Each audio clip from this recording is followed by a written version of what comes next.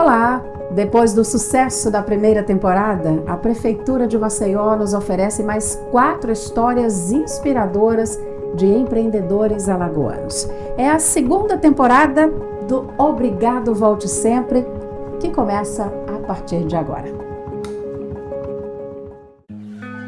Todo negócio tem uma história desconhecida que merece ser contada. Uma oportunidade, uma escolha, a intuição, o talento, a coragem, porque a alma do negócio é a sua história. Assista agora. Obrigado, volte sempre.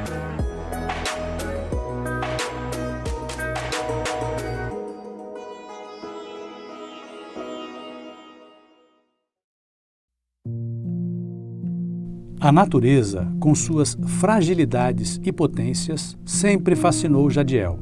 Uma reportagem casual, junto com sua vontade de mudança, o inspirou a arregaçar as mangas e criar a Biodigital. Olá, meu nome é Jadiel de Lira, sou fundador da Biodigital. Na minha infância, sempre tive um sonho de trabalhar com alguma coisa relacionada ao meio ambiente. Então eu costumava dizer que quando eu crescer, eu quero trabalhar como IBAMA, porque era uma atividade que, no meu ver, naquela época, se aproximava muito da natureza. Trabalhava com os animais, com plantas, entre outros. No decorrer dos anos, fui crescendo, fui porteiro, e na portaria eu não via muita oportunidade de exercer aquela função que eu sempre sonhei quando criança. Como porteiro, eu via a seguinte opção: ou eu era porteiro ou eu era zelator. Passava várias noites pensando no que eu poderia fazer para ter uma nova oportunidade e sair daquela situação. Não que fosse um trabalho ruim, mas eu buscava algo melhor para minha vida pessoal. Um belo dia, antes de eu ir para o colégio, eu estava assistindo a matéria por volta de meio-dia e eu ouvi quando o repórter falou o seguinte: você sabia que muitos dos materiais que você joga no lixo podem ter valor? Na ocasião, se tratava de resíduos eletrônicos, placas de computadores, entre outros.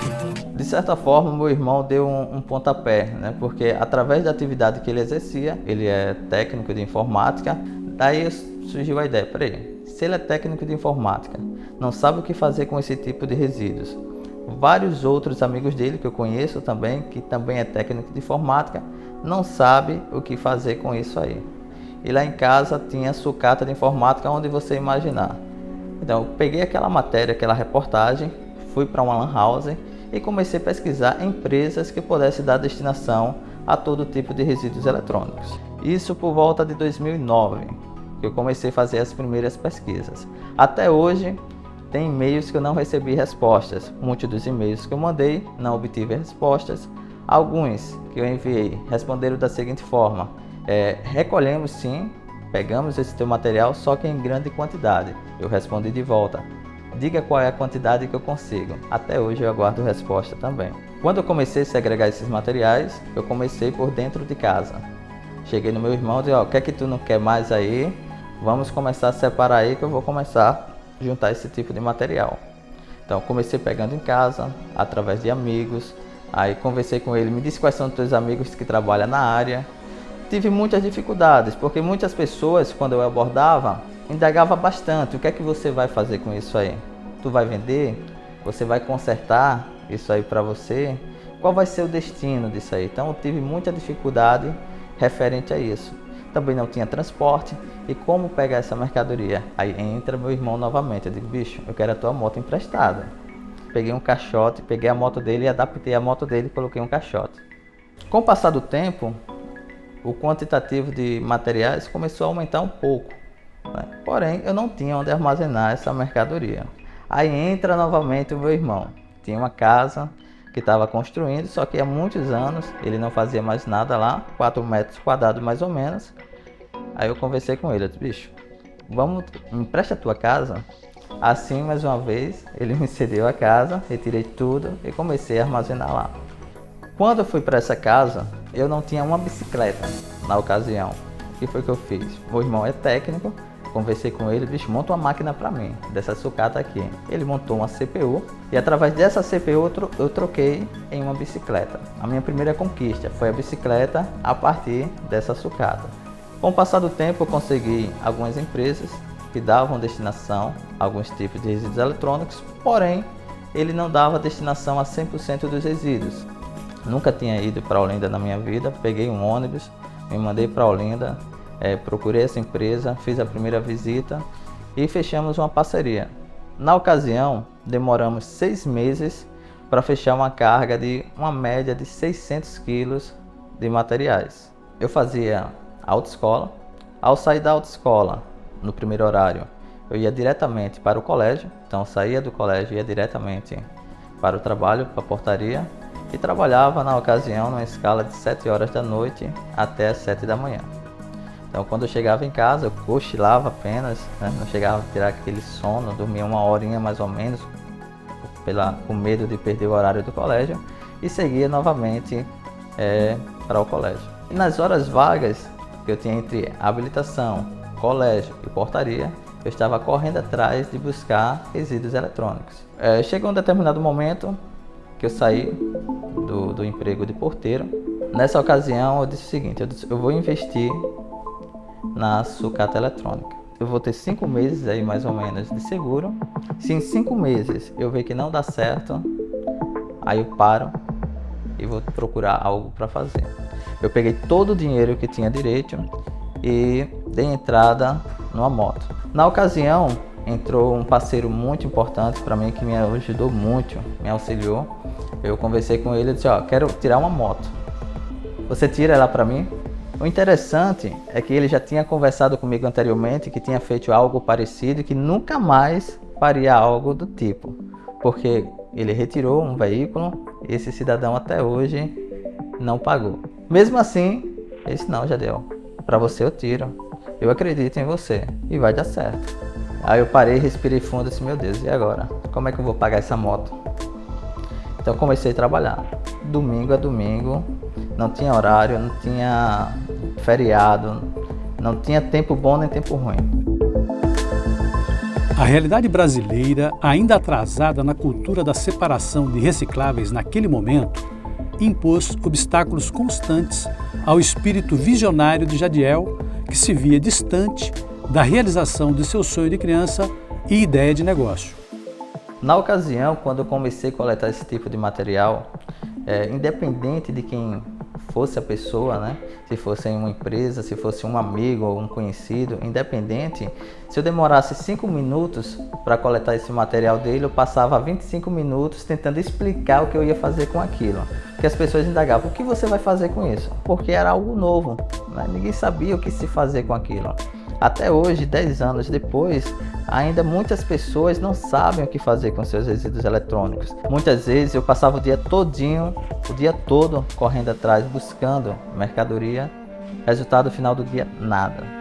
Então, muitas vezes frustrava isso aí, porque você batalhava muito, ralava bastante e o resultado não aparecia como gostaríamos que fosse.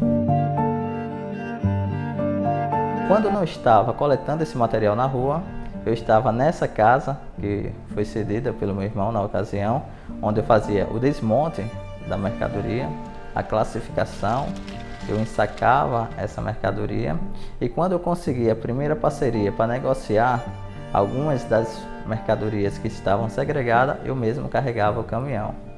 E para ir até a empresa, eu ia também, juntamente com o caminhoneiro, até lá para ver todo o processo. Aquele fornecedor, onde eu passava algumas das mercadorias, ele não era destinatário final e trabalhava apenas com partes de algumas mercadorias. Eu queria trabalhar literalmente em parceria com o meio ambiente. Para isso, eu tinha que dar destinação a 100% dos resíduos que eu coletava. E eu queria ser uma empresa ecologicamente correta.